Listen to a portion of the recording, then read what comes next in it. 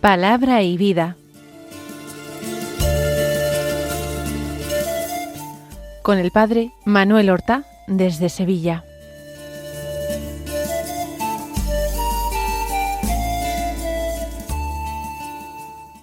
En el nombre del Padre, y del Hijo, y del Espíritu Santo.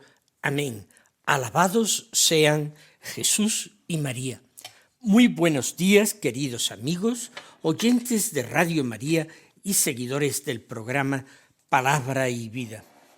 Hoy es el lunes de la 14ª semana del tiempo ordinario. Este lunes es 6 de julio. La Iglesia celebra en este día la memoria de Santa María Goretti, una santa muy joven y una santa del siglo XX. Nació en el seno de una familia muy pobre. Nació en 1890, en Corinaldo, en la región italiana de las Marcas. Quedó huérfana de padre muy pronto, siendo muy pequeña, y la familia estaba privada del único que la sustentaba, que era el padre, y tuvo que marcharse hacia el sur de Roma, las marismas del Agropontino, un lugar cercano a Neptuno.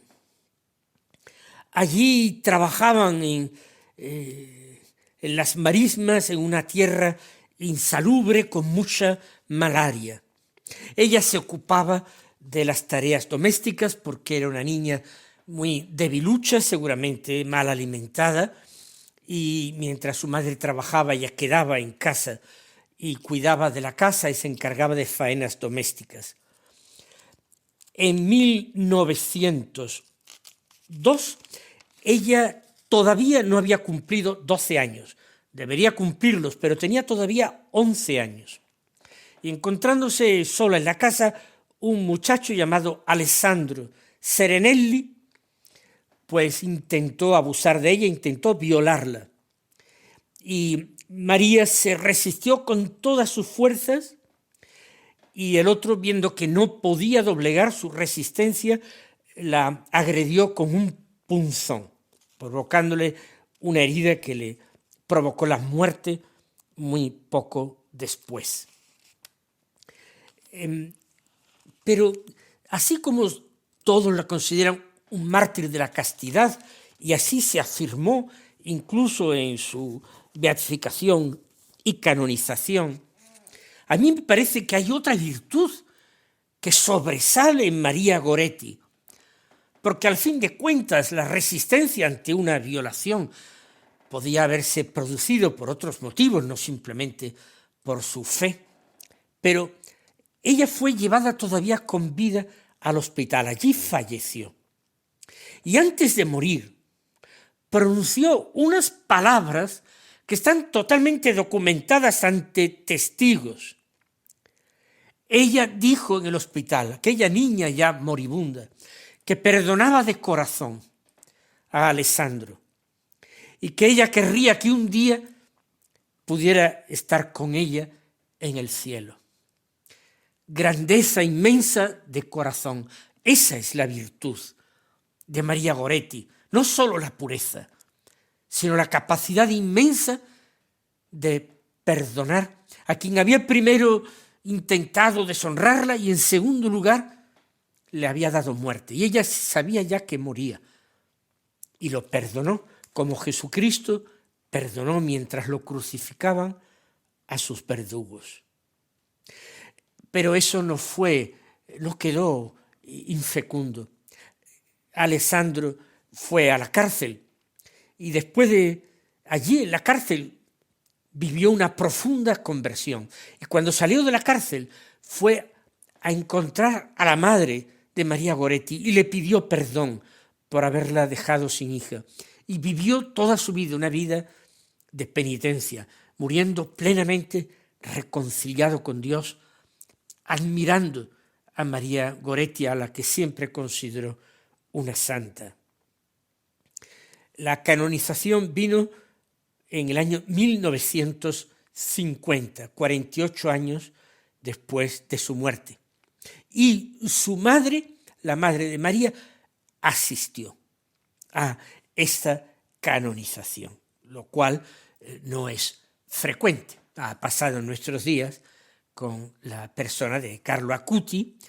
Carlo Acuti, su madre, asistió también a su canonización. Pero bueno, los procedimientos de beatificación y de canonización son muchísimos más rápidos hoy, o por lo menos lo fueron en el caso de Carlo Acuti, y eso de que no murió, y eso que Carlo Acuti no murió mártir, y María Goretti sí, pero así todo, el proceso llevó 48 años.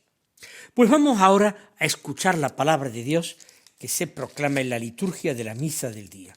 Seguimos en el capítulo 9 del Evangelio de San Mateo, del que hoy tomamos los versículos 18 al 26.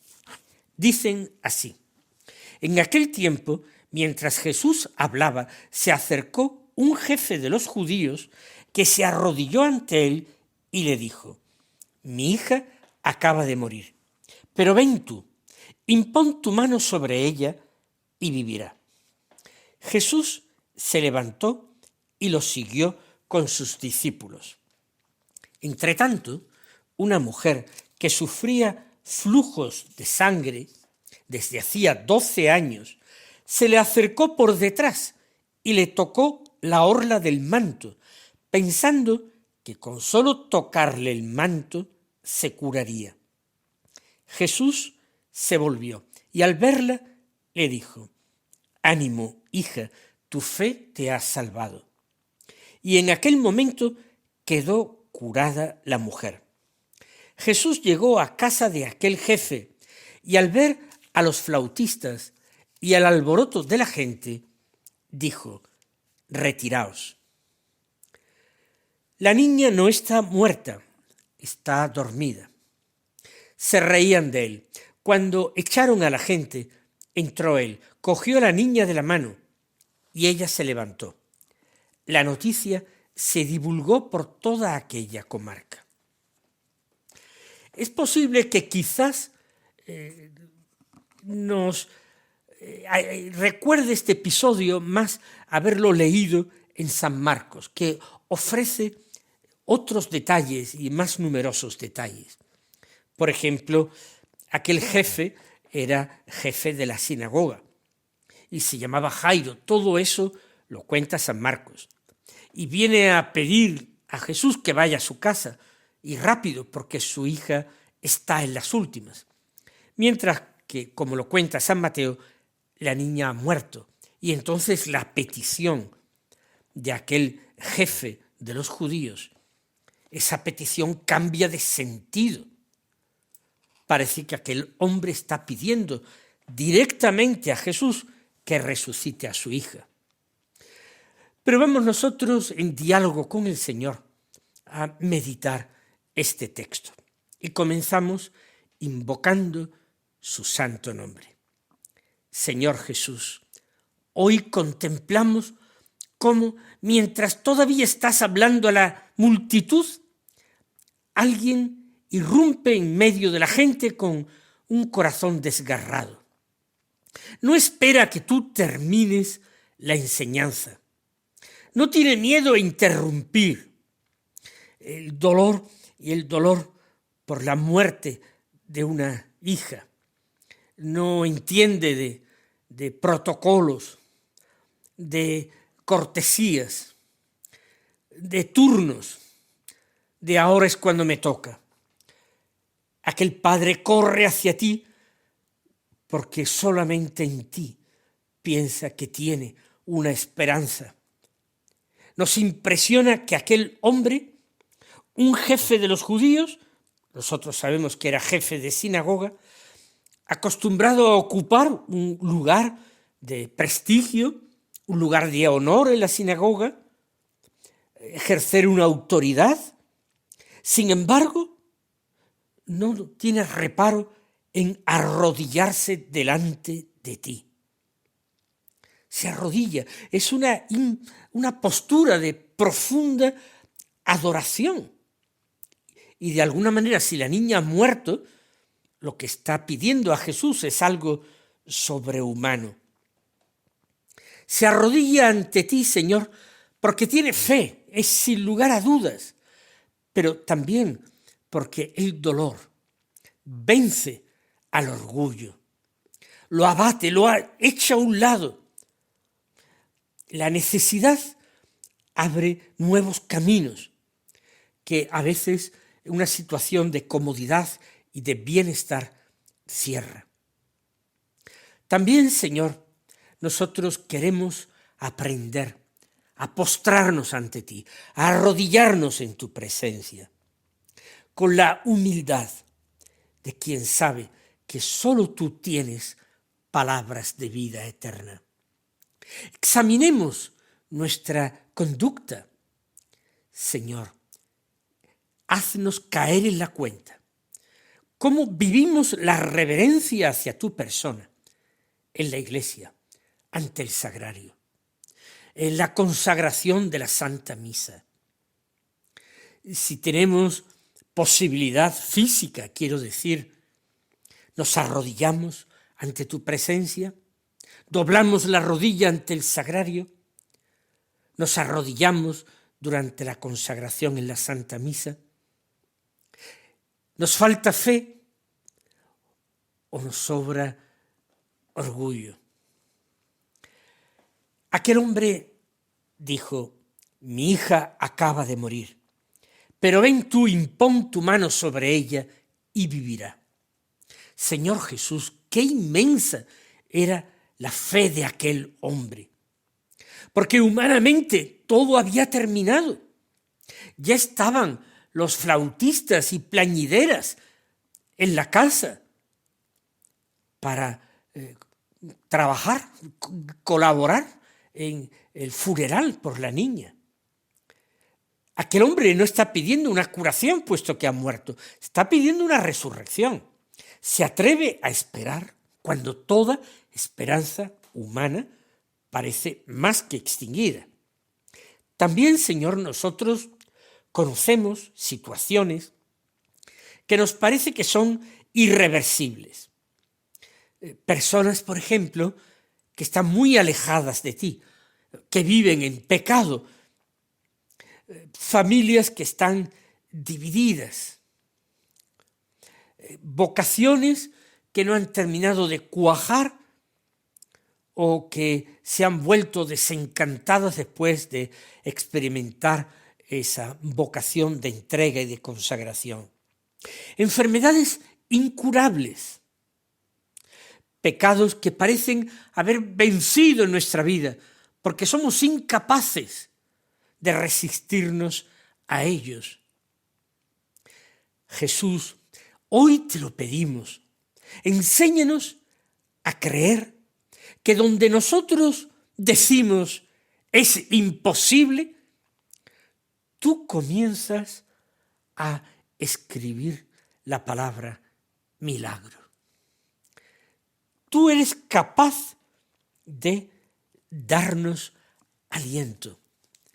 Eres capaz de obrar lo inimaginable.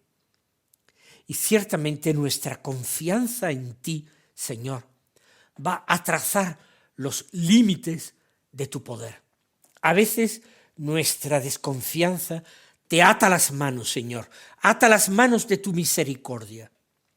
Sin embargo, la confianza sin medida, el abandono, posibilita que tú, si quieres, si es tu voluntad, puedas actuar y puedas realizar esos signos de vida que tantas veces realizaste en el Evangelio. Señor Jesús, también nos llama la atención que tú no retrasaste la respuesta. No quisiste terminar de dar tu enseñanza, y eso que el texto dice que mientras tú estabas hablando, se acercó aquel jefe de los judíos. Jesús no termina su discurso, no pide más detalles. Jesús se levantó y siguió a aquel hombre. Y los discípulos te siguieron a ti, Jesús. Qué hermoso, Señor, pensar que es el mismo Dios que se pone en camino para encontrarse con el dolor humano. Señor, tú no permaneciste distante, no te refugiaste en tu misión, que era una misión sobrenatural. Caminaste por aquellos senderos llenos de polvo de Galilea, buscando nuestras enfermedades, nuestras heridas, nuestras muertes, nuestros sufrimientos. En aquellos caminos rodeado de discípulos, de pueblo en pueblo, de aldea en aldea, cruzando trigales u olivares. Allí, Señor, tú perseguías, no simplemente darte a conocer. Tú perseguías responder a la fe que tantos ponían en ti. Pero el camino, Señor, se interrumpe, porque aparece de repente una mujer que llevaba 12 años sufriendo hemorragias, pérdidas de sangre. Según la ley de Moisés, aquella enfermedad la hacía impura. Y impura de una manera ritual, legal. Durante 12 años había vivido en estado de impureza, sin poder pisar la sinagoga, cuyo jefe es aquel que acaba de perder una hija. 12 años de muerte tiene la mujer, 12 años de enfermedad, 12 años tiene la hija del jefe que acaba de morir. Esa mujer no era tocada por nadie para no incurrir en impureza. Seguramente nadie la abrazaba, nadie estrechaba su mano. Su enfermedad no era simplemente aquella dolencia física, era también la soledad, el aislamiento.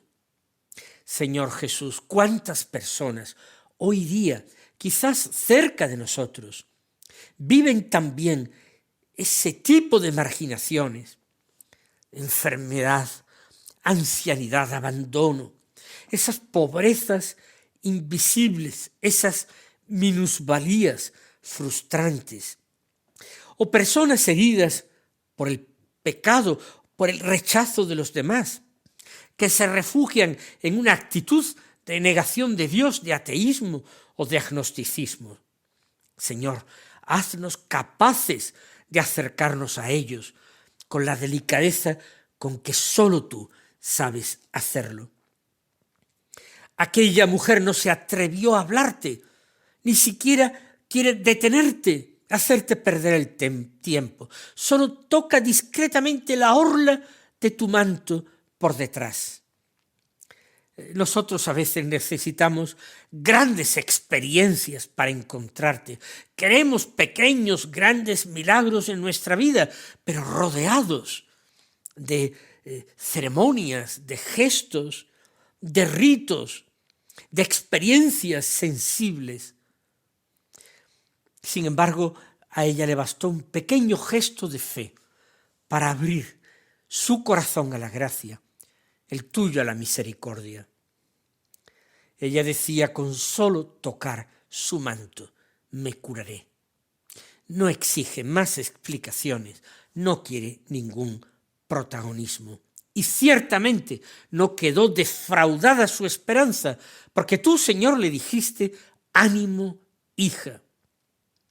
Tu fe te ha salvado. El Señor no dice, mi poder divino te ha curado, aunque ciertamente sea así.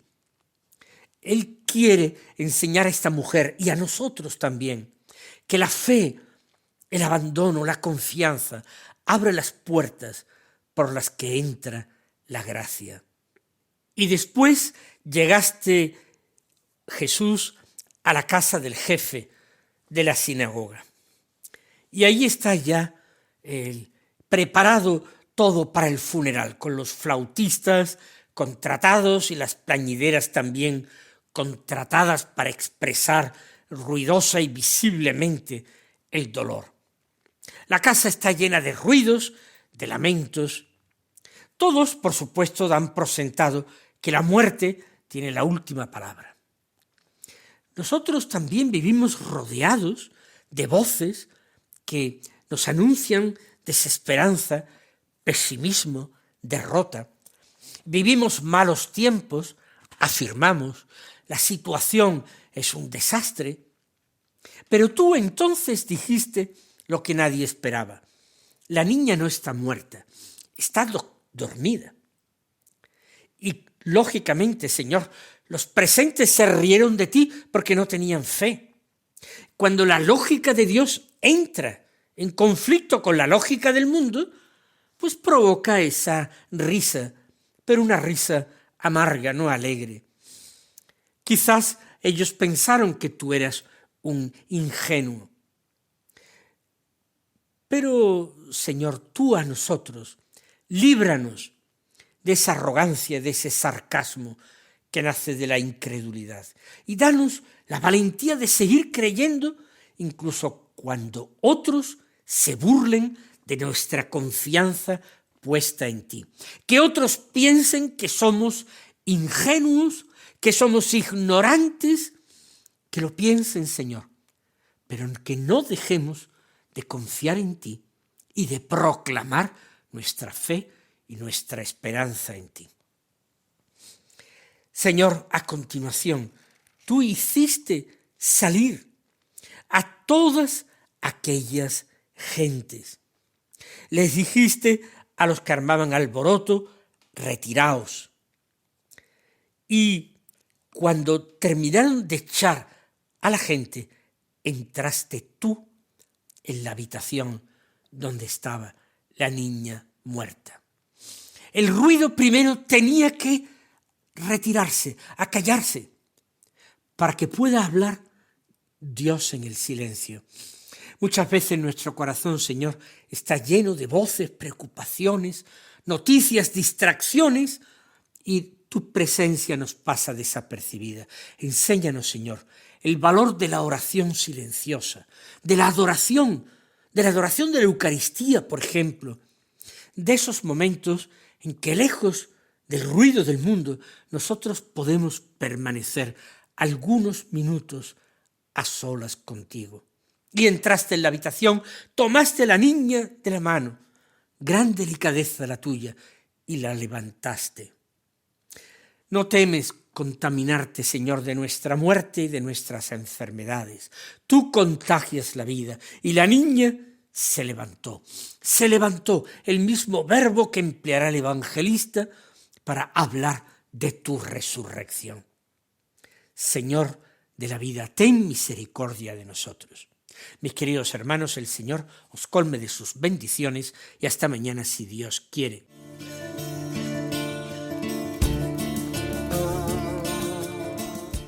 Han escuchado en Radio María Palabra y Vida, un programa que dirige el Padre Manuel Horta.